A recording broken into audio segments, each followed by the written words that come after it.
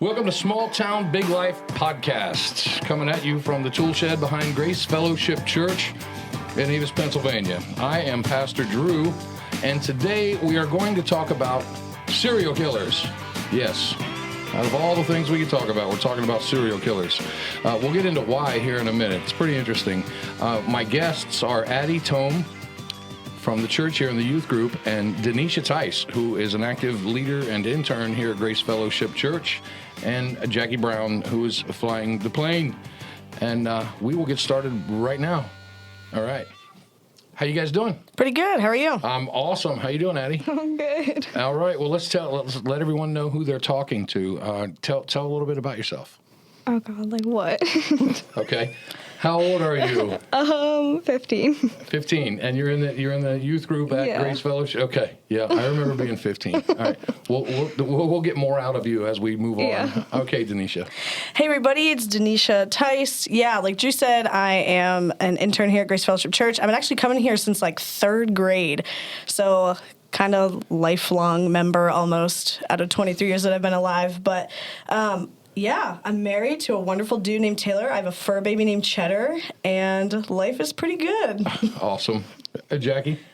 Hi. Jackie's not just a board op in this one. She's a guest. I'm flying the plane. I think everyone knows me. I'm Pastor Drew. And we'll dive right in. It's interesting. We started the podcasting not long ago, and when I went to the youth group and I said, "Hey guys, we need some hands-on and get involved." And I told Jen, who leads the youth group, let me know if someone wants to talk about a specific topic. And she came back and said, Addie wants to talk about serial killers. And being a pastor, I had the question marks all around my head. And I said, man, I don't want to start off by saying no.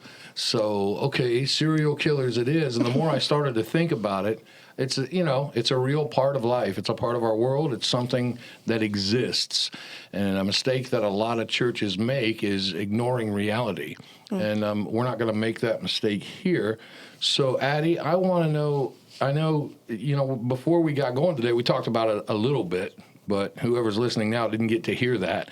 So how did you decide to raise your hand and go, I want to talk about serial killers? Well, like I said, like it was meant as a joke because like I've known Jen and Julie since I was like before birth. Right. And since like they know how obsessed I am with it, and so they were like, we'll just have her do it. We'll have her do that one. And I was like, all right. So you weren't like totally all in at first. You just thought, it might be kind of, I'll throw it to the wall and see if it sticks type of thing. Yeah. Yeah. So do you regret doing it? A little bit, just because I'm so nervous. But don't be nervous. Other than that, no. Mm-hmm. Don't be nervous. Mm-mm. I talked to a couple people to be on it. I went straight to, Dyneshia was one of them, and the other one said, I don't know. I don't think so. And Dynesia's like, yeah, I'm all about it. And so did Jackie. Yeah. And I thought, okay, well, because even I thought, But here we are. With you. And I know that women are, this is interesting, some of the highest viewership in like Netflix shows and documentaries about serial killers.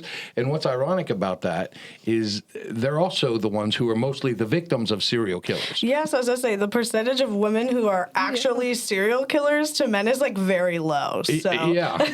But women watching it's like a bunch of chickens getting together to watch a KFC marathon of commercials. I mean, like, it's on again. Our serial killer show's back on. Turn it on. So what was your take on it when you thought, because we talk about a lot of stuff. Yeah, so when the question was posed in youth group, I was scared for some of the answers that I was going to get. And Addie was just like, we should talk about serial killers. And then I'm pretty sure Nick at that point had said, Addie wants to talk about serial killers. And I was like, full send, let's do it. I was like, I'm kind of into that thing. It's a little creepy, a little weird. But I was like, it's fascinating. It's fun. And so I was like, hey, we're doing it. And like you said, she was so nervous. She's like, I don't know. And I was like, just do it. It'll be fine. Oh, yeah. Yeah, and hopefully you're the first person from the youth group that's on the podcast. Yeah. So you're paving the way, right? So, okay. So, we kind of touched on question one we got. Why is the topic so fascinating? There's documentaries on it. There's films.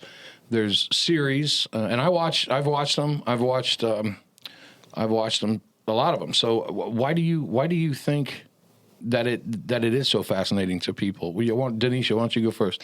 Yeah, I think just crime in general is fascinating. I mean, like, I've never committed a crime, but just hearing about people who do, like, these, like, crazy, heinous, insane things, because the first questions that come to my mind is, like, how and why? Like, that's something that, as growing up and even now, like, I don't interact with crime on a daily basis, whereas, someone in a different area or a different background from me might be like, oh, that's kind of like nothing. And I've heard that before of like, oh, like someone got shot or someone got hit by a car and this crazy thing happened, and they're like kind of like brush it off as whatever. And I'm thinking like, I grew up in a very small town. That is nuts to me. Yeah. So just that idea with my background, it's just kind of like, I guess, yeah, fascinating. Just like why? Because I can't put myself in that mindset. I don't understand how those things came around to happen or what happened to that person or what did that person go through in order for them to make those decisions, Yeah. Well, okay, Addie, why do you think, I mean, you shared a little bit with me, but why? Yeah, I feel like what Dyneshia said, like the how and why, and also like the mystery behind it too, like figuring out what caused them to do what they did. And, like, I guess, like, also, like, to find out, like, what their past is like as well. Like, if trauma plays into it or, like, a lot of, like, family issues play into it as well with some people. Right. Yeah. No, that makes sense. On a side note, I want to get a meter on this podcast that dings every time someone uses the word like, because I think we can break a Guinness World Record. Possibly. So, Jackie, why don't you chime in on this, the fascination with the... I agree with both these ladies about, just the how and the why, and to even think to do some of the things, the rather creative things that some of these serial killers have done. How does your mind even go there? Mm-hmm. Where did you even come up with that disgusting old thing? And people do that too. Exactly. They come every time the TV says, "What we're about to show you is disturbing." Yes. You'll be in the kitchen like, "Pause it, pause it. I'll be out in a minute." And you're like, people are like, "What's the matter with you, man? You're gross." Yeah. But at the end of the day, I know as a pastor I can say, well, that's evil and sick, and people want to see this and immerse themselves in it, but it's not. It is the fascination. Theologically speaking, it is a fascination of good and evil, and the from my perspective, what I see, we're fascinated with this battle between good and evil, and when we can get a glimpse into the enemy camp, we're like, what is going on in there? What causes this? It's like you said, you're talking about examining. The mindset, and so you were talking about it's a bigger deal than people treat it. We need to look into it. It's kind of like the essence of what you were bringing forward, and you were echoing the fact that we are fascinated with this stuff, and we are. And I think at the root, it's because we are fascinated with good and evil because we live inside of a reality where the two are at war with each other. So I think at the core, that's why I don't agree with this idea that people who watch it are sick-minded, and they just want to see growth. Because some people say that, they go, "Oh, you're gross. Why do you watch that stuff?" I'm like, it's like you said. Well, this is happening. We need to understand why this goes on. So, and they're just crazy stories too, like storytelling. You think of like Jesus in Scripture, like all of his parables are stories and things like that. So when you see something about a crazy story like Law and Order, a Special Victims Unit, like I watch Locked Up Raw a lot, which followed the journey of people in jail, whether they're like long timers, in for some like petty crime or something. But it's just like the story in the background, going off of what we said, trying to figure out the why or the how. But also, this is like someone's life. You know what I mean? Right. Yeah, so the way that these shows spin it and how they do it is they get you invested in these people's lives. Like, granted, you're never going to meet them, but it's like, whoa, this is like nuts. Yeah, and you have a lot more invested. And while we're on the topic, when you say they get you invested in these people's lives, do you let's see, how do I ask this question? Because when I was doing research, so I could kind of be on my toes about what we were going to talk about. Well, I found myself gravitating towards just killers. Like, and then I thought, oh, no, wait, we're talking about serial killers. But, I mean, is there really, there's no difference in terms of our fascination, or is there? I mean, for me, just seeing someone who committed a heinous murder is fascinating, like in terms of why did they do that? But serial killers is a little different because they go on doing it. they're happy with what they've done or what they're like excited about what they did, and they want to keep doing it. Yep. Why do you think that is? I mean, I know what they say, and I'm sure you said you want to go into the criminology. Yeah. So unpack that a little bit. Why do you think that is? I mean, I can't speak for people just because like I'm not them, but I feel like it's something like in their brain. Like I know that's a whole thing. Like serial killers have different like brain type than us. Yes, they do. So yeah. Yeah, and they want to. A lot of them say they want. Well, criminologists and criminal psychologists say they get addicted to having control over this life. And like Jeffrey Dahmer was talking about some of the people he went after, and he said, I didn't hate them or dislike them, but they were alone. And it was an opportunity for me to take control of a person. And yeah, well, the one thing they have in common is a lot of them, you know, child abuse and terrible family Trauma. Yeah, and I don't think that. I mean, I know a lot of people that have had that happen, horrible things, and they don't become serial killers. But that is one contributing factor is a horrible home life. But then, how many times have we also seen people that grew up normal, and you know, he was the badminton champion and the potato salad king, and he was on the debate team, and he married his high school sweetheart, and you know, and then he hacked up his wife and kids. Yeah, Ate the dog. And and people are like, because you always hear the same thing when they're talking to the neighbor who's usually holding a Pabst Blue Ribbon, wearing a muscle shirt, and goes, "Well, he always seemed like a nice guy to me. You know, I did not see this coming at all. Yeah. I should have asked. He kept wanting to borrow my wood chipper. He didn't have any trees. I think but nothing of it. The bell should have went off then. But you know what? He's a nice guy. I hope he didn't do this. And it's like they got him on film. And that's another thing. When they start, it bugs me how much the police call people suspects. Well, the suspect, like they could have them on film doing it, and they still. At what point do you cease to be the suspect and become the perp? Yeah. I mean, the suspect. You found body parts in his freezer in his house. I think it's safe to say he's the perp. He's not the suspect anymore. I know we have to have laughter with this because it's so heavy. Yeah. What's on your mind? I can see the gears turning. What's going on? What are you thinking? Oh, I don't know. Just I don't know everything. I don't know. Yeah. So I mean, do you? What do you think when you see this? Everyone saying they're a nice guy. Do you think people should? Oh man, I'm trying to. I'm struggling here. I'm having a moment. Do you think that people just don't want to see it? I think that's a thing too, because I know that if people like they don't want to see that, like they also don't want to be questioned, because if they have a background themselves. So I feel like it all like plays into like the lifestyle that you have, or also sometimes people can just not see it, and then they're just so oblivious to that, and then they also might know the person, like, and know like they're nicer than that, and then like it can possibly be them that did it. Well, when in reality it was. Because some people, genuinely have a multiple personality disorder, and, someone might never see that side of the person, too. So that could be a part of it. Yeah, Yeah, there's definitely brain issues with some of them. And then that's where you get into the moral dilemma. You're like, well, I mean, could they help it? Could they not help it? And, I mean, I think that, man, that's heavy. Because I know, as a pastor, as much as I say, God cares about your thought life. And I was watching actually, I got the guy's name written down here, an interview. Jordan Peterson was talking to Dr. Oz. I think Jordan Peterson's an expert on this type of criminal psychology stuff. He said he was looking into this one case where this guy beat some other guy with a pipe to death.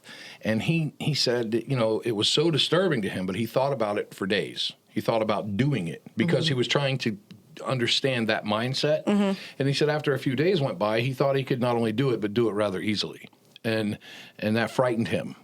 And he said but that's the human brain. Now, as a pastor, that resonated with me because that's your thought life. and God cares about your thought life. And so when I tell people about Jesus and God and come to church and get involved in the church, that's because that affects your thought life. And that's how you fight that stuff off. You have a moral shield, a moral dilemma. You have, as the Christian would say, Christ is my defender, which I believe is the truth. And I believe, that ultimate struggle that we examine within this good and evil, I believe that, not to sound corny or cliche, but I think a lot of these guys, if they had Christ, could have won that battle. Now, to the other extreme, the Christians, the one who claims what's that couple just killed their kids. The cult, they went crazy. Yeah. Remember, they started out as Christians, and then they get cultish and into the world, and he talks her into killing her kids, and I'm like, This was recent? Yeah, that was just a couple months ago. They're just getting. She just got sentenced. They're putting her in for mental evaluation, but they're not. I think they want to see if she'll flip on him. Yeah, I think you're right. But okay. Here's my point, though. When you see some folks, we can say, "Oh, their brain," and they can't help it. But then there's these other people. When there's two of them, not likely that they're both going to have the same brain disorder, like a Bonnie and Clyde or something like that. So, I mean, what do you do with that? It's just, are they pure evil? Are they pure? I feel like some people could, I feel like that's a possibility, the pure evil thing. Right. But, with some people who claim to be Christians, I feel like it's all on the background of how much the religion was. Because I know that people can claim to be Christians, and then, their religion is a cult. And then that's not an actual, Christian, I guess. Right. Well, for people who just kind of grow up with it as the backdrop of their life. Like, they go to church, it's more of a social club and activity, but in their core, they're disconnected from the central belief system. Is that what you're kind of... Yeah. Yeah, fake...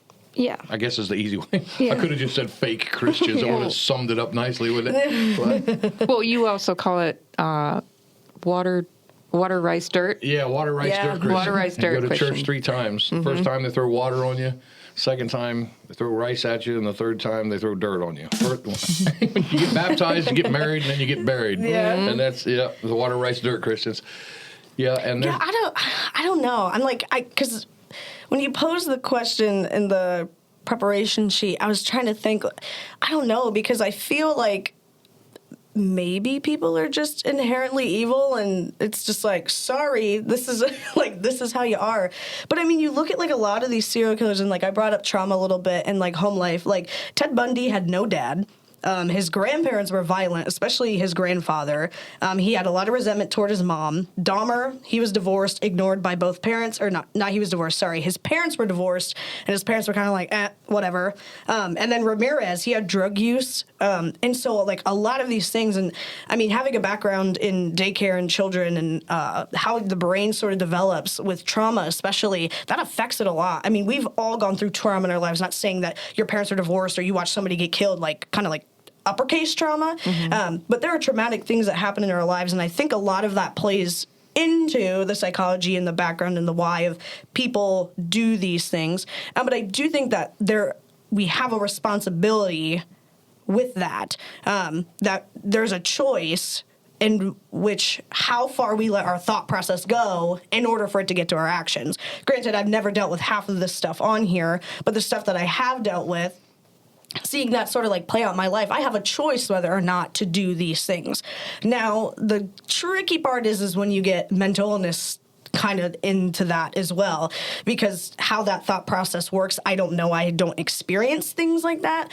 So then I kind of feel I don't know, because granted, everybody is different, and how people's lives and the choices they make and how much they're influenced and how much they feed into, their own thoughts. And then it kind of just gets messy, and you're just I don't know I don't know what to do. But I do believe choice is a part of that. But unfortunately, some of it just pans out where it just, I don't know. Yeah. There is a choice. And when I talk about thought life and actions and stuff like that, for the past 2 hours, and it's interesting, you brought up a lot of stuff that's triggered some things. In the past couple hours, I've been watching Ted Bundy, Ramirez and Jeffrey Dahmer. I've been watching psychologists and I've been watching their interviews, and they said Ted Bundy and Jeffrey Dahmer both said something that I found pretty fascinating. They said what started them off on their path was pornography. They said the path started with porn, and then they started, when they trace it back to, it started with that, then it started to an obsession for control and an obsession for power. And Jeffrey Dahmer said he resented the gay stuff. He said it wasn't because they were gay, it wasn't because they were black, it wasn't because they said they were good-looking, beautiful people. And then he resented the fact that there was gay stuff in there, and they're like, "What do you mean? You're obviously gay." And he said, "Well, I don't know. That's a struggle for me. I don't buy that." And so when they asked him where it all started, he said it started with porn, and so did Bundy. But Bundy, arguably, they think he may have been killing since he was 14. Exactly. Yeah. And so they don't know. But I thought. I mean, I'm not going to go into a whole thing on what porn does, but it does do things to the chemicals in the brain, and it causes addictions, and it causes behavioral changes and all these kind of things. So it all comes back to what I was talking about before, the thought life. Mm-hmm. You know, you have to battle. Everything comes from somewhere. Mm-hmm. Everything comes from somewhere. A good thought and a bad thought has a source. Now, they can say it's the brain, and it is. Your brain, it's going to filter according to what you put in it, like your liver. If you only put coffee in your liver, it only has to filter coffee. Mm-hmm. But if you put Yukon Jack in your liver every afternoon, it's got to filter that. So it's what you put inside. Like, I guess I'm going back to saying, if you do have an evil, a propensity to kill, if you feed your brain with the thoughts of that, or images of power and sex and murder and dominance, if you feed that brain that already has that propensity, guess what's going to happen? We know what do it. You're going to do it. You think about something, you're going to do it. So as a man thinks, as he is, and so I still think there's accountability. There should be accountability, because it is what you feed your brain. That's why I do what I do to try to get people. Look, man, I know you're messed up. We're all messed up. Mm-hmm. Try not to, I don't know. What say you? I don't know. The whole power thing. That stuck with me whenever you said that, because I know a lot of people want to gain power, and doing this, that's gaining power, that's them gaining power, and maybe taking that from something that they never had, with the whole trauma thing and having no parents. Right. I think you said Ted Bundy. Mm-hmm. He didn't really have much control over that, and then he has control over these people, and I feel like that's a whole factor into it as well. Mm-hmm. Yeah. Yeah. And that dates back to Adam and Eve wanting control over. That's true. Our situation, and I want this, so you know what, I'm gonna get it, and all it took was just a little hey, and then boom, here we are. Yeah. Down a long road, but here we are. Oh yeah, but you're right. It all goes back to original sin.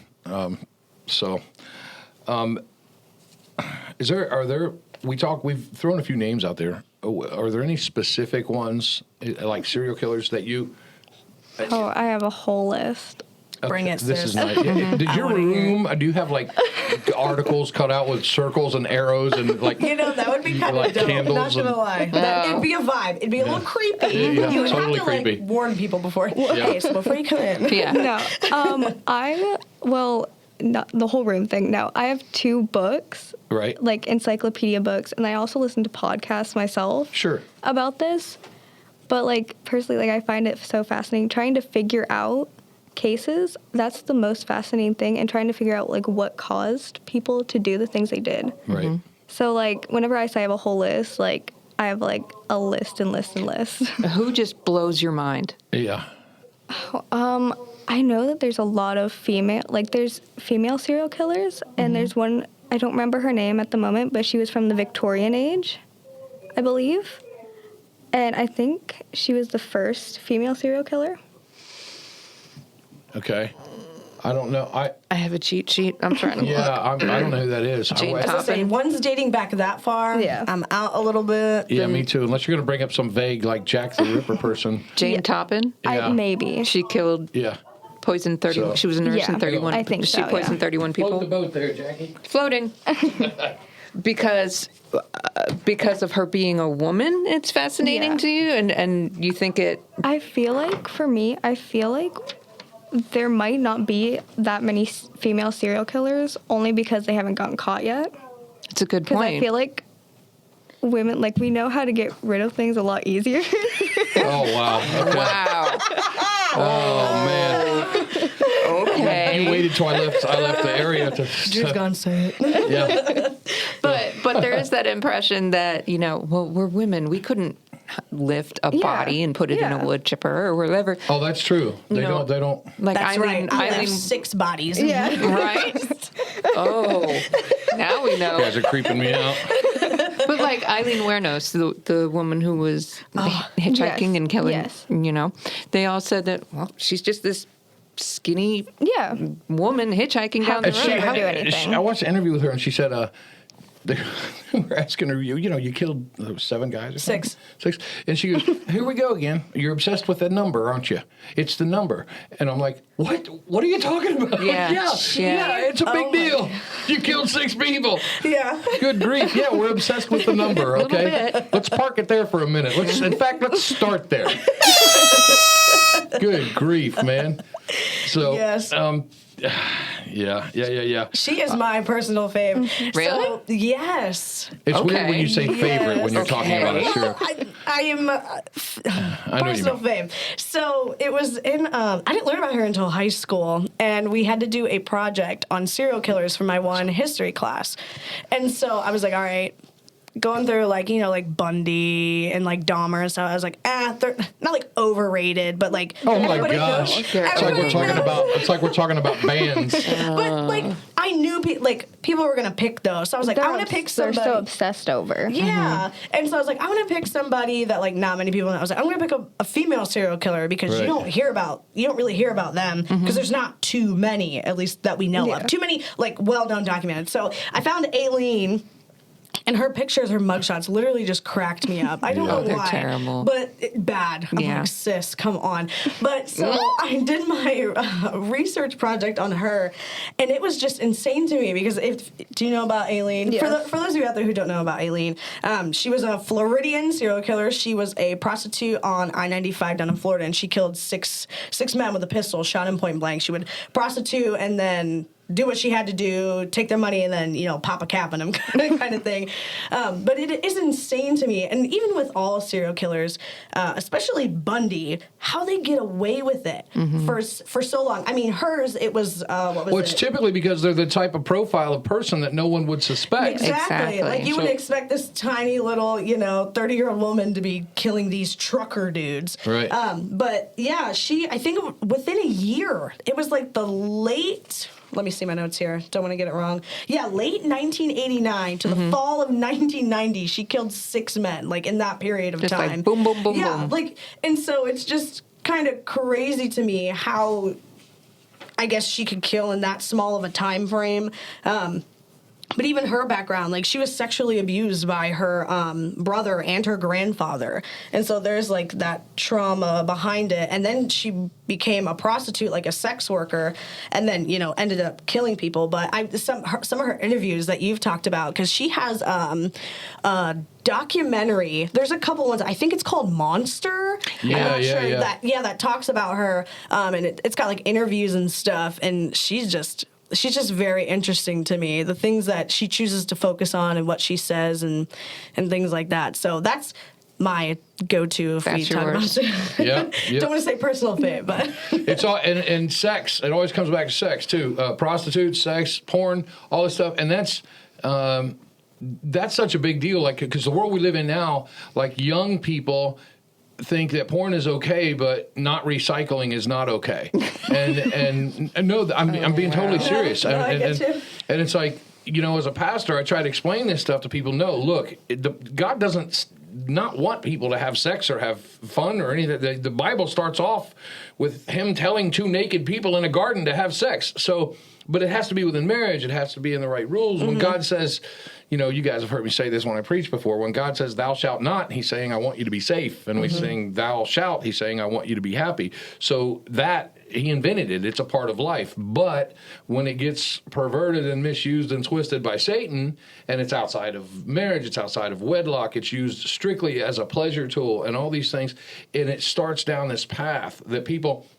when a human being is misused by another human being that way, at the time, they don't understand it. And later, when they start to digest it, then they get resentful. Then they want power. I mean, the whole thing just spiders out. And it's funny because, and I mean, we're almost a great number, I would say the larger majority of people have done stuff in that realm in their life that they're not proud of. And they're like, I wish I wouldn't have done that.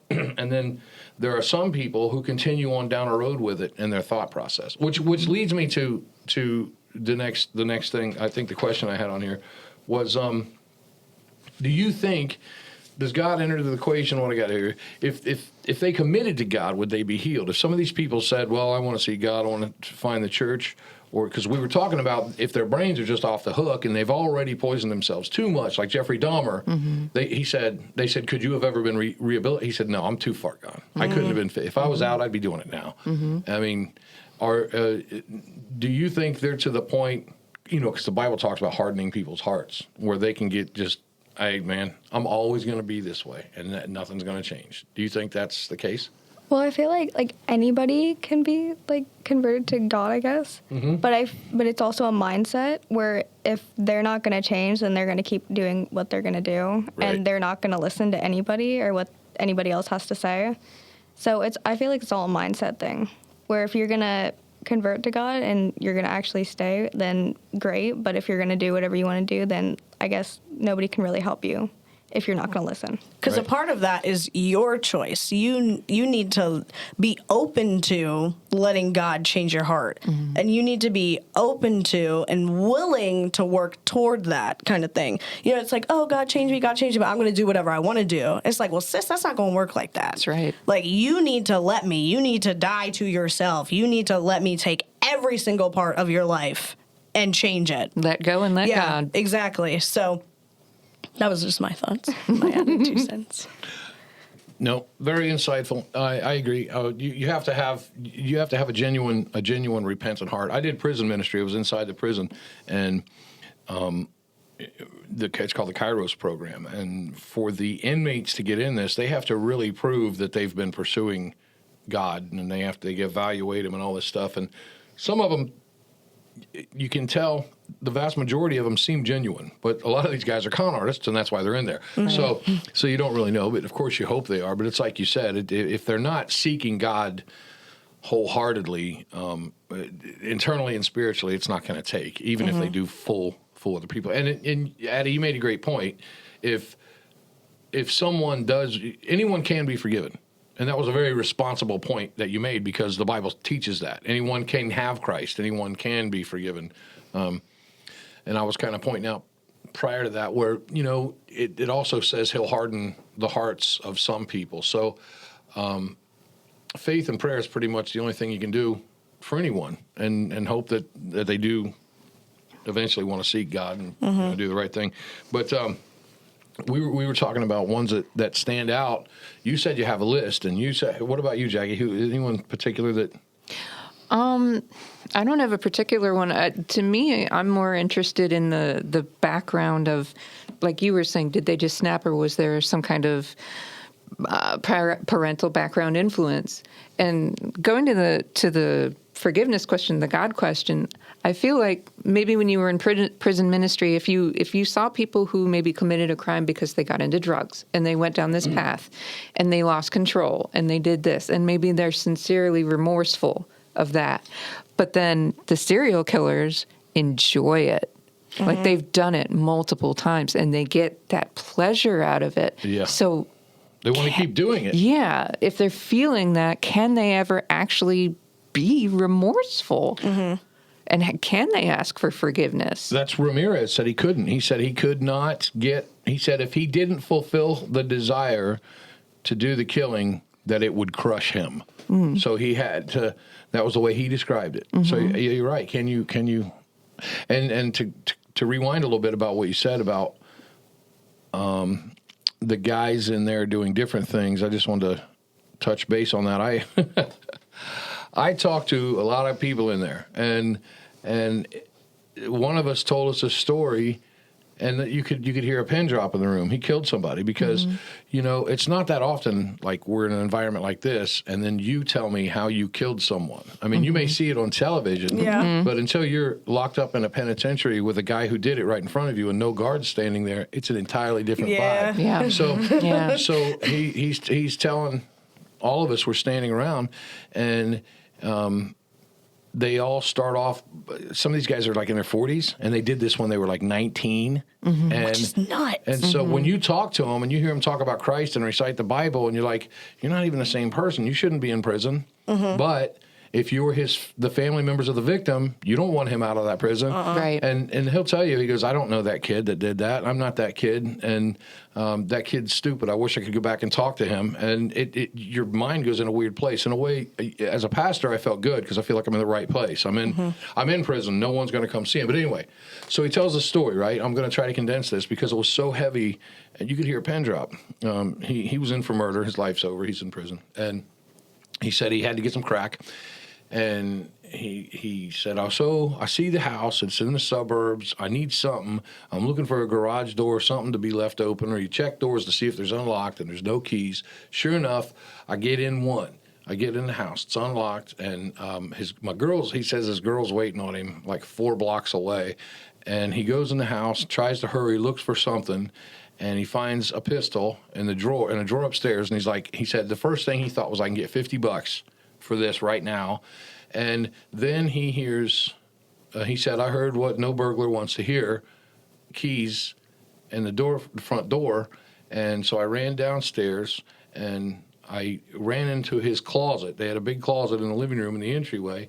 And I got on my knees and hid behind coats. I was able to get in there, and I could hear him walking around after he saw everything that I tore up and went through drawers, yelling, and cussing and mad and angry. And then he said he opened the closet door and he reached above the shelf, and I was looking at his knees because I was behind the coats, and he felt me move. And then he looked down and he reached up, and there was a short shotgun on the top shelf, and he grabbed it, and I ran out after him, and he fell down on the ground, and I stepped over him and I turned around and shot him. And he said, I shot him twice, and my hand fell, in the scuffle, fell onto a boombox, and the antenna cut me, and there was blood everywhere. And he was saying, please don't kill me, please don't kill me. And I shot him again so he would die because I couldn't stand hearing him say, don't kill me. And I didn't know what to do, so I set the house on fire in the bedroom. And I ran, and he said that, and I remember thinking to myself, I can get $50 for this gun. He said I was still thinking that. And when he told this story about killing someone, I'm picturing myself as the guy. You come home, you look at your house, you're like, what? And then there's somebody in and then begging for your life, please don't kill me, please don't kill me. And you're looking at some stranger holding your own gun. Yeah. And it just, man, you hear these stories, and then when did this happen? Well, this happened 24 years ago. Oh. And it's heavy stuff. And I said, when you do this stuff in prison, there's different guys that show up not at the same time. There's like some pastors. There's 8 or 9, right? So this one guy sat next to me every day, and he wears blue pants and a blue shirt, and he was an inmate. But see, here's the thing. I didn't know he was an inmate because he was such a nice guy, because we're talking about how they blend in. Yeah. So I was like, why is he able to sit at this table? Because typically it's just a table like this. That's it. And it's in a gym, and people can walk up. And anyway, it was my first time doing this. So I asked him, I said, are you coming back next year?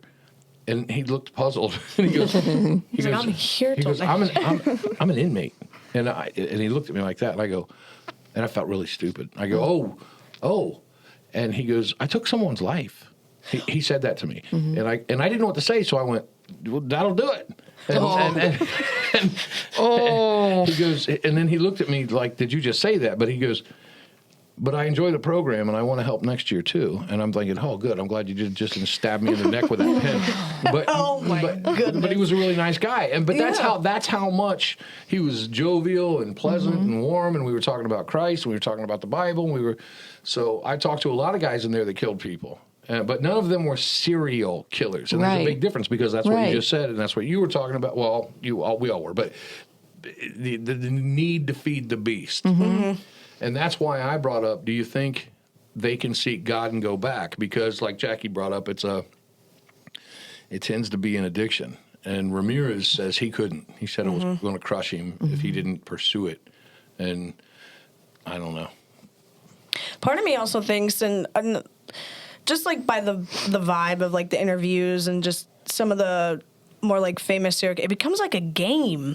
Like it's now a game of like, oh, I got away with it this time. Like Bundy, he has a Netflix series, the Ted Bundy tapes or something. That is just nuts. And like I knew about Ted Bundy, but I didn't know like a lot of the details that the Netflix show went into, and it was just insane how like he escaped prison twice, escaped prison twice, and like all of these things happened. It was just insane, and it seemed just like a game to him. It's like, oh, what's one more? Oh, what's one more? He worked for a suicide hotline too, and he wrote a pamphlet on how for women to not get raped. And it's like, oh, how apt. But and just that kind of like that thought process behind it, and like even thinking about that like in our own lives, like it doesn't have to be like, oh, I'm gonna go kill one more person, but the line keeps moving of like, oh, okay, I'm thinking about doing this, and all I did was not that big of a deal, I just won't do this. And so I feel like for them it's like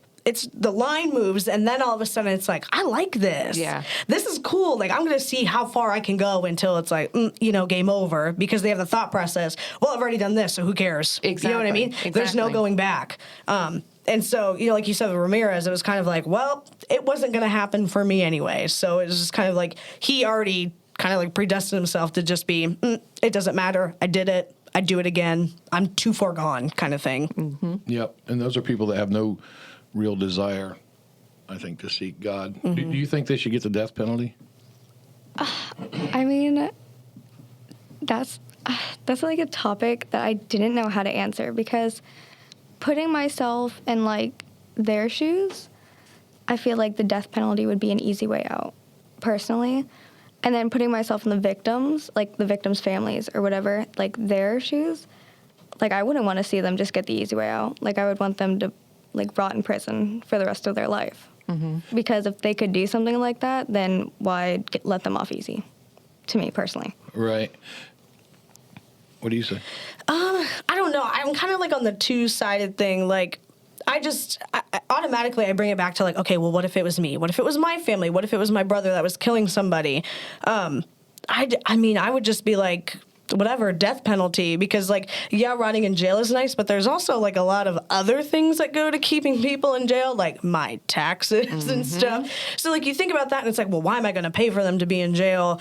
But then I also think of like, I honestly think the easy way out is them being in jail, because if they don't have a relationship with Jesus, baby, they're in for a very rude awakening 3 seconds after that death penalty.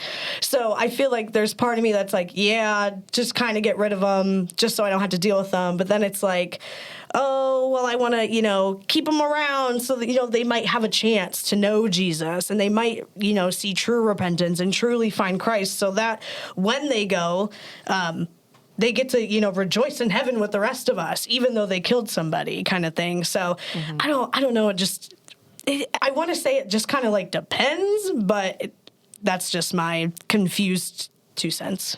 What do you say? Well, there's one other thing that I think comes into play. What if they get it wrong?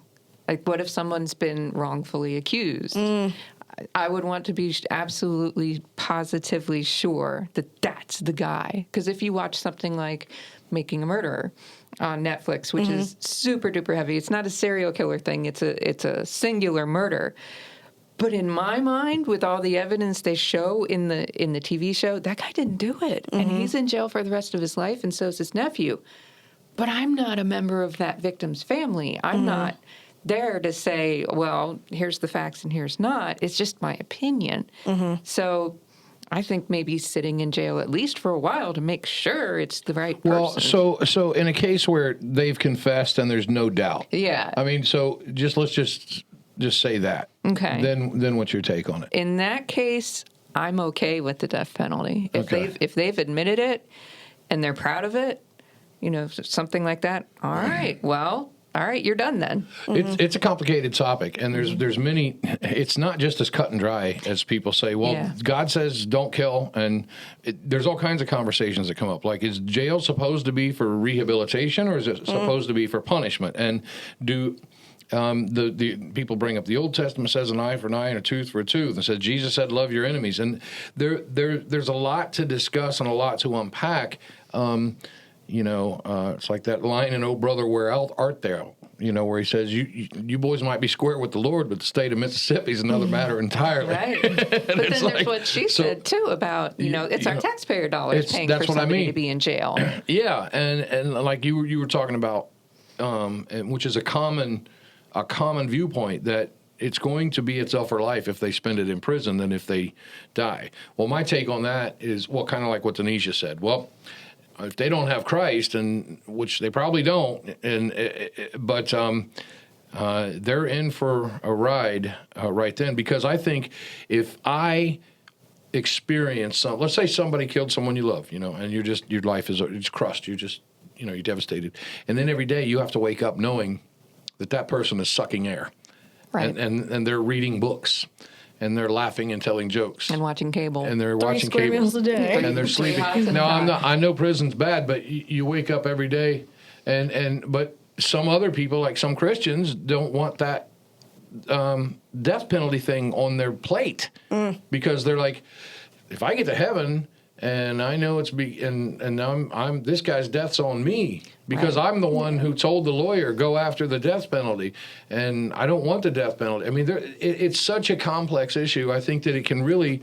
I mean, we can all sit on the sidelines and say, if it were me, but until it really is us. I think it's a hard thing to think about. I think I guess in short, what I'm saying is, I can't condemn anyone who has one of those specific viewpoints. Right. If I can't tell you that I think the death penalty should stand for everyone or that it shouldn't stand for everyone, but I can tell you that in a situation like that, I can only pray for all involved, and I can't condemn people who say yes, and I can't condemn people who say no. I can only just like all of us, I'm saddened by the fact that these things happen in the first place, but I understand it's a complicated issue. There are a lot of things in life that people are afraid to say. It is not a one-size-fits-all solution. Absolutely. And anyway, so I think it's difficult to navigate through all that.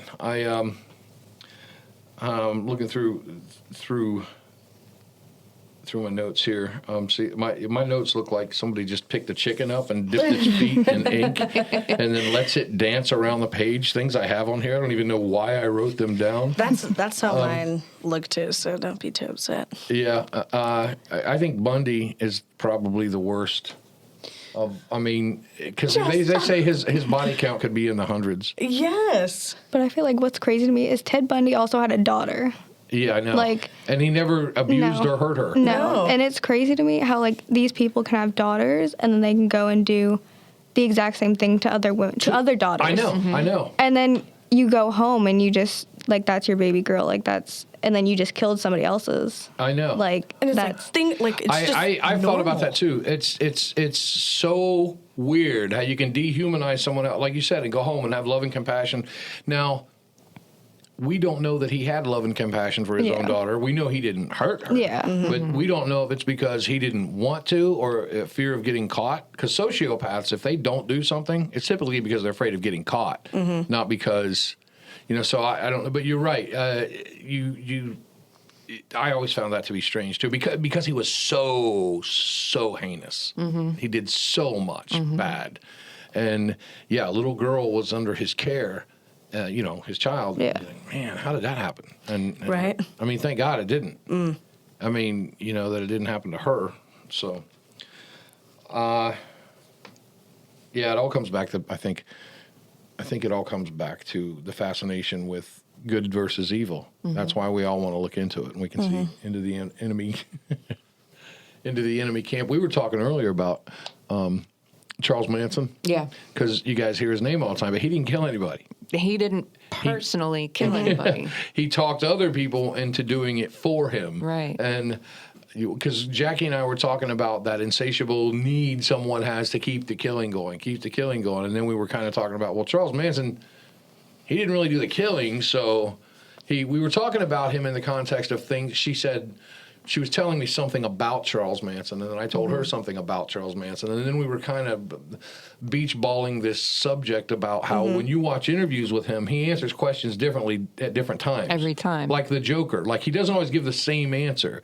And you're like, dude, it's off the hook. Yeah. I mean, Something's wrong. yeah. And it's I don't know how familiar you guys are with Charles Manson, but when I was a kid, you know, in the 70s, they had a TV show called Helter Skelter, and it was about the Manson murders, the Manson family murders. And it terrified me. I couldn't sleep. It was on TV. My parents would like four parts during the week, and my parents were watching it. I'm sitting on the couch playing with my Lincoln Logs or something, looking over at the TV, and I was terrified. I thought the devil was in my bedroom, and I thought hippies were going to come invade our house with knives and kill us all. And I was like, this is the most horrible. I didn't know people like that walked the planet. That was the scariest thing I experienced as a child, was Helter Skelter, the TV show about it on television. And I was like, I didn't know. That was my introduction to serial killers, was, you know, Charlie Manson. Yeah. And which, incidentally, I saw something funny one time, a parody, because Jackie brought up, you know, Charles Manson was a musician and into music, and he failed at that. I was watching a news show where he auditioned for the Monkees. Do you remember the show called The Monkees, the TV show? You probably didn't see it except in reruns. Okay, it was a band. Way too young. It was a band like the Beatles. They had a comedy TV show in the 60s. It was pretty funny. Blah blah blah. Long story short, Charles Manson was one of the people who applied. Auditioned to get a part on the show. You had to be a musician. You had to be good looking and all the typical Hollywood stuff. Yeah. And at the beginning of the Monkees, it goes Davey, Mikey, and it shows all their faces. And go, can you imagine if Charles Manson would have made it on there? And they showed the Monkees beginning. And it goes Davey, Mikey, and it goes Charlie, and it showed him like this with that big swastika right in his face, like as one of the band members. I'm like, like Charlie, Mikey, Davey, Charlie. I was like, man, hey, we're the Monkees. Charles Manson would have been in the band. So, yeah, I just that road not take. Maybe if he would have been in the Monkees, he wouldn't have went crazy. Right? There's an old joke that this is going to be slightly inappropriate, but Eddie Izzard is one of my favorite comedians, and he has a joke too that Adolf Hitler got rejected from art school. Oh, he did? So one day he was painting and he just couldn't get the trees right, and they're just not right. So he just throws his brushes down and says, "I will kill everyone because I can't get the trees right." Yeah, it's and it's funny. There's a lot of truth in that. And the theater, I had to direct a play once because as the actors and the writers, you had to direct a play. So I got to pick mine, and it was these two guys from Australia, and it was about Hitler, but the audience didn't know it was about Hitler because it was two roommates and how he kept getting rejected from art school, and he would get letters from home from his little brother, and he loved them, and he loved the letters, and he kept getting. He wouldn't pass on in art school, and his roommate, he got real frustrated, and his roommate said, "Don't worry, Addie." He called him Addie. He said, "You're gonna be awesome someday. Someday the whole world will know your name." And this is how the play ends, because so far the viewers in the audience, they only know it's two roommates in art school in Austria, and then it ends at the last moment with him walking up to the mirror in his bedroom, looking at himself, goes, "They will know my name. Someday the whole world will know the name Adolf Hitler." And then the whole crowd gasps and goes, "Oh wow, didn't see that coming." And then they, of course, go home and Google everything to make sure it's true. And he was he was actually a good artist. He just didn't have what it took. And you wonder about that. I mean, I think we all, when you watch these shows on these serial killers, I think we all go, "What was the straw that broke the camel's back?" That one moment. What was that one moment that made him say, "I'm gonna do this"? My dad was a detective, and he retired. He was a homicide and narcotics and all this stuff, and he was fascinated with these talking to these people and getting inside their heads, and he would talk to me about the type of psychology you have to use to disarm them, to get them to open up, and all this stuff. And I expressed to him one time, I said, I thought about when I was younger, following in your footsteps and doing this stuff. And he goes, don't do it. Don't ever do it. And I go, oh, yeah? Why is that? And he said, well, when I was your age, I used to meet people and think you're a nice guy. And now when I meet people, I think, well, what kind of weird stuff you're into. He said, so now I don't, it changes your life. It's different. And, but yeah, he would talk about these killers. And I remember one, he told me it's two guys getting high at one guy's trailer and another one come up to buy dope. And for no reason, one of them looked at the other one and said, let's do this guy, man. He said, well, you want to? And he goes, yeah, just for fun. Let's just kill him. And to think, I mean, it does matter who you run with and where you go. Oh, absolutely. Like if you meet someone on Facebook Marketplace to go pick up a couch and it's 4 miles out into the woods and your parents, your husband or your mom or your friend or somebody that loves you says, don't go, man, don't do that without me going with you. That's good advice. Yeah. It's that one, nothing's more expensive than regret. Right. And when you talk to these people, it's chilling how easily they were able to get them to come to where they are. Exactly. And how callous and thoughtless they were. Hey, they go, well, I was watching an interview with one guy. It was Bundy, actually. And he said, well, he reached into his bag for his cigarettes, and that's when I pulled my shotgun out real slowly, and I just pushed it right. So someone earns your trust, and you have no idea, man. It shows there is a people that don't believe in God should, because there's plenty of proof that there's a devil that walks the earth alive and well without a heart. These thoughts come from somewhere. I was just going to say that I was watching, in a way, a serial killer thing. It was about Dracula and about the legend of Dracula, and this nun got so excited about proof of Dracula because she said, that proves that Satan is real. So if Satan is real, my God is real. Yeah. Yeah. And she was just so thrilled that Dracula is real. I don't think we need proof that the devil is real. I don't think we do either. I think we see it every day on TV. Oh, yeah, we do. In fact, his fingerprints are just as evident as, God's fingerprints are larger because we know how to love, we know how to breathe, we know how to eat, we know how to sleep. All gifts from God we experience every day. We do have days when Satan is not stomping our guts out. Because the presence of God is stronger than the presence of Satan. And I got to be honest, when we were talking about the serial killers thing, I'm like, oh, man, this is heavy. Yeah. And I told Jackie, so we got to have some jokes in there. We got to laugh a little bit. Otherwise, this will be depressing. Right. And I just remember I got a joke. I can't tell that joke. Okay, go ahead. No. I want to hear the joke. No,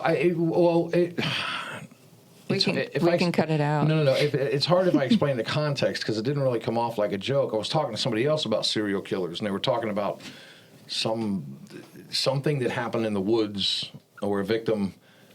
Anyway, they were talking about the killer and the person walking out into the woods, and one guy said, it's cold out here. And he said, yeah, I know, and I got to walk back by myself. So I'm it's that's good. That's pretty good. I heard him work that into the conversation, and in school they teach you to, like if you take theater or film, especially in theater, they tell you when you talk about heavy things that you have to write a laugh into the script. And they said because human beings have this energy where they have to laugh. This energy that has to come out. And they said when you watch a movie, it's real heavy, real dramatic, real something, there'll be a joke. It may be somebody getting their dress caught and ripped on a door and somebody tripping and falling in a moment where there's a little laugh every so often that breaks up the tension. They said because if you don't give that to the audience, they'll look for something to laugh about themselves, like the performance, or look how stupid they look. Yeah. Well, that was a dumb thing to say, and then they'll nudge their friend. It has to come out. There's an energy that a human has to get out that involves laughter. They said so when you write, they used to teach you this in script writing class. They'd be like, you have to write something funny at least every 15 or 20 minutes. It can be a little thing, but there has to be something there. And I think that rule applies to talking about serial killers. You got to have some laughter. No, but anyway, so we had to break up the tension a little bit there. Sorry. Yeah. Thanks, Pastor Drew. That was a wonderful joke. You are a shining example of I think God gives us humor. Most people use it not only as a coping mechanism, but as a way to get through everything. Absolutely. Yep. You need to. Oh, my goodness. If you don't laugh, you'll cry. Right. So, Addie, what was it just recently that you decided that, you got this interest in criminology, I'm trying to think of the word forensic science, I guess is probably, is it forensic science or is it more from the psychological standpoint that you're interested? Psychological. Yeah, that's what I was wondering too. Well, no, not recently. Recently, I've decided I want to go into criminal justice and like criminology, but I've always been sort of interested in the fact of like somebody can either go missing or they can have like these thoughts to do this. Right. And what's crazy is like the first story that I've ever like listened to or read wasn't even a serial killer. The first one that ever interested me was the Elisa Lam case, where she just went missing in this hotel and then somehow ended up in like a water tank on the top. I know. Did you all watch about that Netflix? Yeah. And Not sponsored. Yeah. Go ahead. And that interests me so much because, like, how can somebody just go, like, somebody can't just go missing on themselves. Right. And that's interests me. And then I just went down these rabbit holes of everything else. And it just interested me so much. I swear I'm not a serial killer. I swear I'm not. No. She's over here taking notes. Yeah. It's like you said. I mean, a lot of people, they want to know why. How does someone function like this? I saw that. I saw two of them.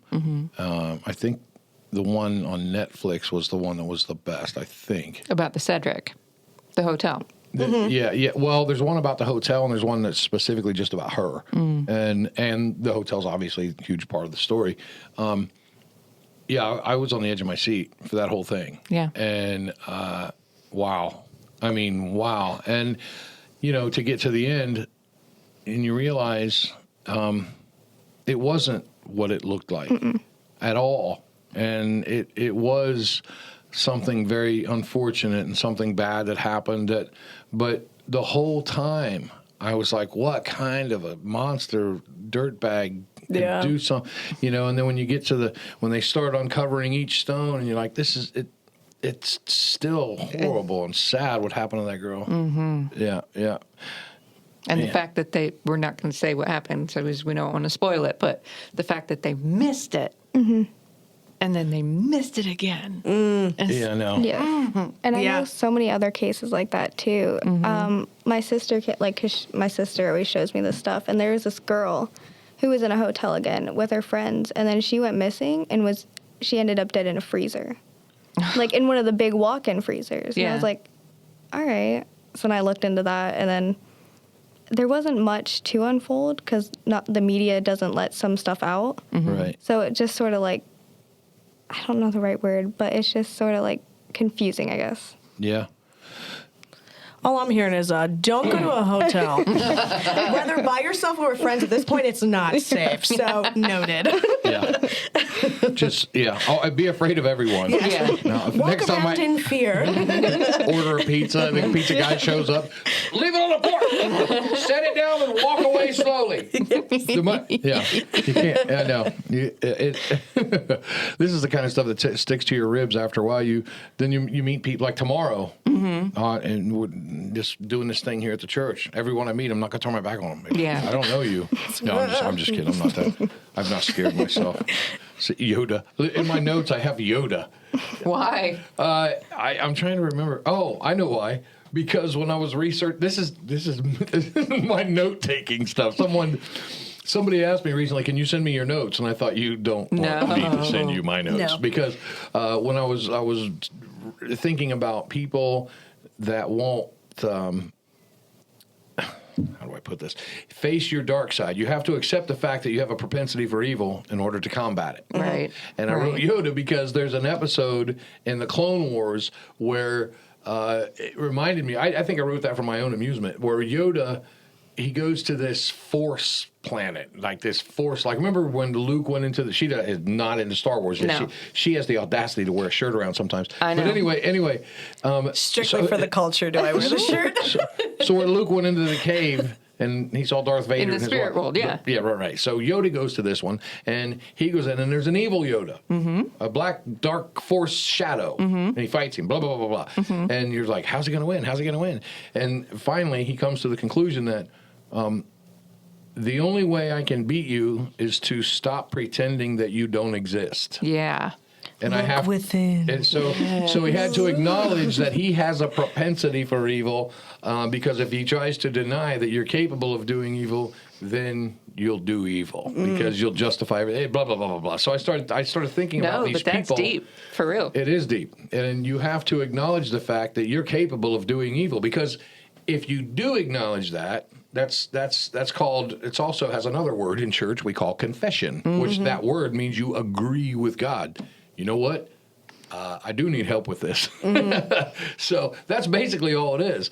And if you have the narcissism and the arrogance and the pride to say, I got this, then you're going to get this. Yeah. I mean, but it goes down to choice again, because everybody's got a black swan. Everybody's got that evil side to them, but it's the choice. Do you let that out, or do you control it, contain it? Control it. Yep.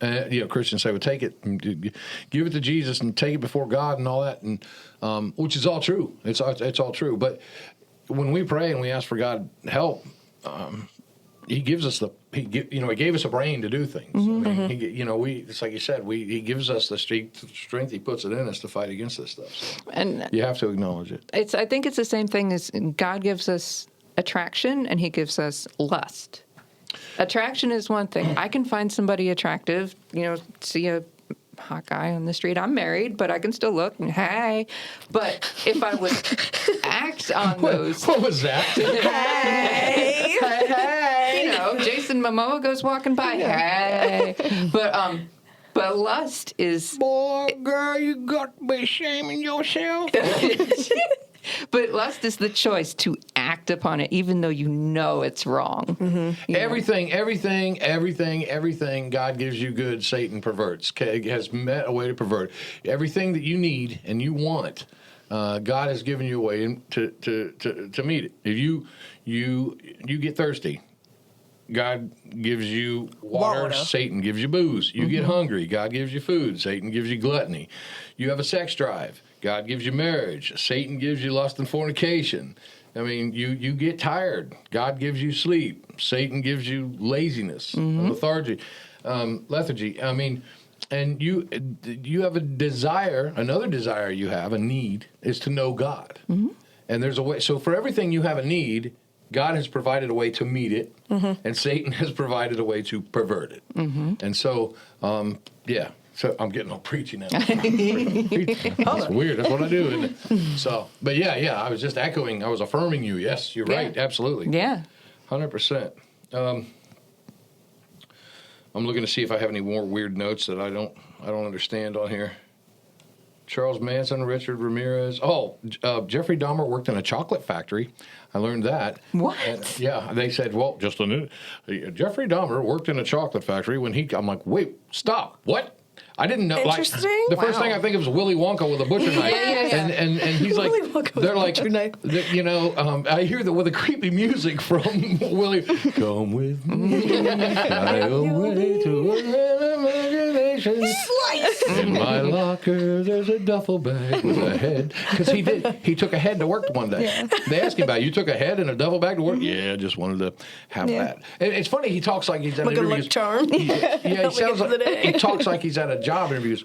Yes, in fact, I wanted that power to have the head with me that day, and I thought, oh, yeah, what is? Yeah. You're just like, what were you gonna say? Sorry, that's so crazy to me. Like they can just do interviews and they can be completely calm. I know. And then the detectives or who's interviewing them are like, dude, you just killed 17 people. How are you so calm about this? Yes. Yes, I did. Yeah. Thank you. Yeah.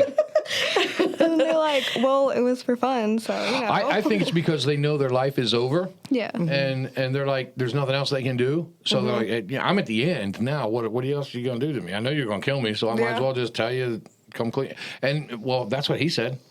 I mean, he said when he got to the end, he's like, best thing I can do is just tell them everything they want to know because I'm not going anywhere. Yeah. Well, Bundy did the same thing because he thought maybe they'd be lenient on him. Then the last... How are you going to be lenient on someone that's murdered hundreds of people? Yeah, like in the last 3 days before they flipped the switch, he confessed to everything. Told him where the bodies were. Told him what he did. How he did it. Still denied some of it, though. Well, because we don't know if he... And how much leniency can you get? Like, we were giving you 1,000 years in prison. But my lawyer wants that cut down to 800. Yeah. Maybe we can work something out. Yeah. I mean, you never know. Maybe. Maybe a deal. Could live a long time. Never know. They might come out with a serum while I'm in here. If they come out with a serum to let you live longer while you're in prison, you know what? They got a serum now that you can live 1,000 years. So in 90 years, I'm out of here. Yeah. And I'm gonna start life up that like it's in the Bible when they talk about people who were old, like 700 years old and stuff like that. I always thought, man, I wonder if they had like age discrimination then. Like right? Like two guys be working together, they're like 600 years old. They go, here comes Rob. He's only 300. With some stupid, smart aleck 300-year-old coming in here telling us how to run things. And I just think since we're on that, since we're in the rabbit hole now, just like, how did you age? You know what I mean? Like 100 years old, would I be looking 20? Because I think of something that's 700, 800, 900 years old. I'm thinking she looking rough. Yeah, and but how are you functioning? Yeah. And so I'm thinking 600. I'm in my prime. Mm-hmm. It's I don't know. Just like curious. early 20s, 600. Right? Yeah. It's like I'm only 600. It's like okay. There's people talk about the math, how they did the math then, how they did. I know. You're right. That's another topic we could go on about. Yeah. But I know because I just think you're just going to look like a raisin. Mm-hmm. Yeah. And with feet like the California raisins. And they're too young for that one too. Yeah. Well, that's true. I got you. I'm with you. Yeah. I'm on the boat. I'm really showing my age. Yeah. I'm picking up what you're putting down, but they're not. They're not anywhere near it. We're over. We got to wrap up. Yep, we're just there. All right, guys. Got any parting thoughts? Addie, good topic. This was actually a lot more fun than I thought it was going to be. Yeah. So, do you have anything you want to close on about this? It's a hard thing to wrap up, isn't it? Well, for all you serial killers out there, don't do it. Don't drink the Kool-Aid. Don't start a cult. And don't get mad at your girlfriend to the point where you want to carry a knife. If you have a list of names and a rifle, do not climb a water tower. And don't carry a dead body to work. Don't carry a dead body to work. Okay. Heads do not belong in duffel bags. Right. Yeah. Right. I thank God that we were able to find some ways to use humor to cope with this topic. It's a very serious topic. What say you, Dyneshia, as we roll out? I don't know. Things are fascinating. If you're into something, just be into it. But don't kill people if that's what you're into. Don't get too into it. Right? Be into it, but not too into it. Yeah. The mind is fascinating, and I think we're just going to keep learning more and more about what triggers people and what drives people and what makes people snap. Mm-hmm. I think it'll be interesting to see what we discover in the next 10, 20 years of science behind all of that. Who knows? Yeah. Agreed. I agree. It's a serious topic. We talk about human tragedy, the propensity for evil, the existence of a devil in this world, and the existence of a all-loving, forgiving God. And we just tried to, the way we do every day, understand what's going on in between those two things. Pray, move forward, seek Jesus, and keep our eye on the prize. So that's pretty cool. So I guess we're gonna close out now, and I want to thank Addie for providing the topic, even though it started out as not real serious. Yeah. Thanks, Dyneshia, for joining us. Thanks, Jackie. I know you're going to be here for all these things, but thanks for your insight as always. And with that, we'll close. Thank you.